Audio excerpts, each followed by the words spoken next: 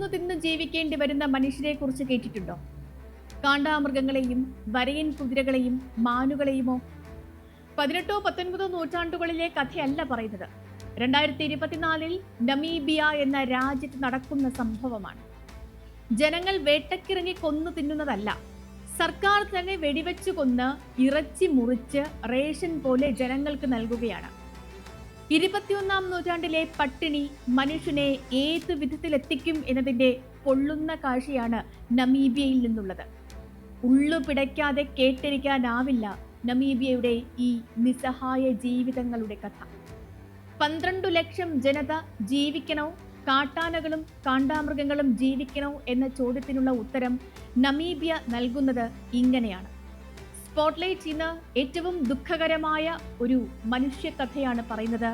അത് മൃഗങ്ങളുടെയും കൂടി ജീവിത കഥയാണ്.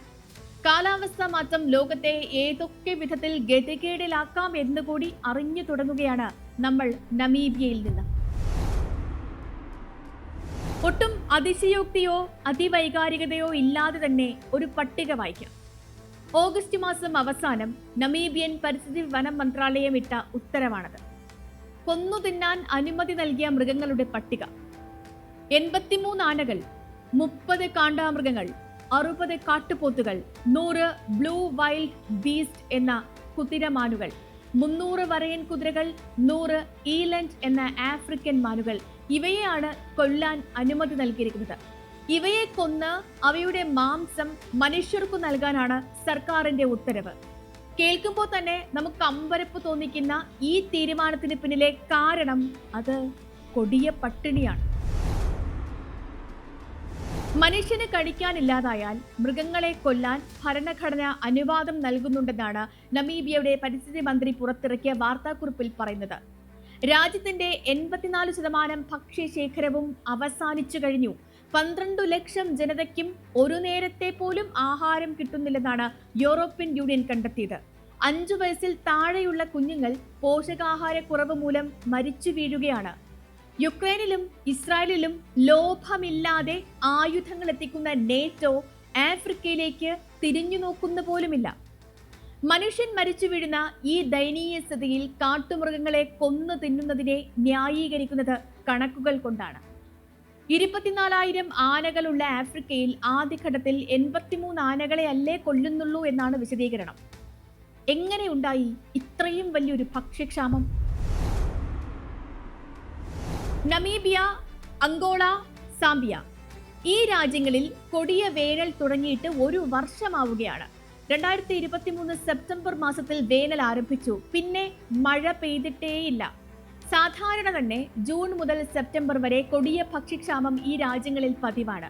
ഇത്തവണ 6 മാസം മുൻപ് തന്നെ വേനൽ തുടങ്ങിയതോടെ ഭക്ഷ്യവസ്തുക്കളെല്ലാം ഇല്ലാതായി.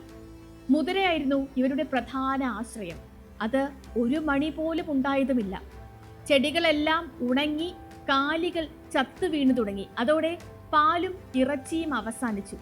ഇത്തരമൊരു സാഹചര്യത്തിൽ കാട്ടിൽ കയറി വേട്ടയല്ലാതെ മറ്റെന്താണ് മാർഗം? അത് മാത്രമല്ല, വേട്ടയ്ക്ക് ന്യായീകരണമായി പരിസ്ഥിതി മന്ത്രാലയം പറയുന്നത് നമ്മൾ കേരളത്തിൽ നേരിടുന്ന ഒരു പ്രശ്നം കൂടിയുണ്ട്.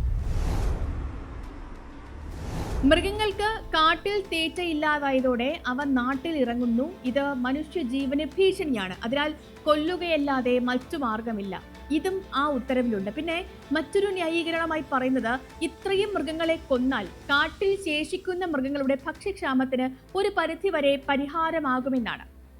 കാട്ടുമൃഗങ്ങൾക്കും നാട്ടുമനുഷ്യർക്കും ഒരുപോലെ ഭക്ഷ്യക്ഷാമം ഉണ്ടാകുമ്പോൾ വേട്ടയാടി കൊന്നു തിന്നാം എന്ന ന്യായീകരണത്തിലെത്തുകയാണ് ലോകം. ഇത് ഇവിടെ അവസാനിക്കുന്ന കണക്കല്ല. ആദ്യഘട്ടത്തിലെ ഔദ്യോഗിക പട്ടിക മാത്രമാണിത്.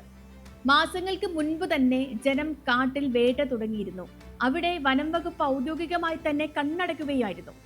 ഇപ്പോഴിറങ്ങിയ പട്ടികയുടെ എത്രയോ മടങ്ങ് കാട്ടുമൃഗങ്ങളെയാകും ഇതിനകം വേട്ടയാടി കഴിഞ്ഞത് എന്ന് നമുക്ക് ഊഹിക്കാനേ കഴിയുകയുള്ളൂ. എങ്ങനെയാണ് ഒരു വർഷം നീളുന്ന ഈ വേനലുണ്ടായത് എന്നുകൂടി പരിശോധിക്കാം. എൽനിനോയിൽ ഒരു മഴക്കാലം തന്നെ നമീബിയയ്ക്ക് നഷ്ടമായി.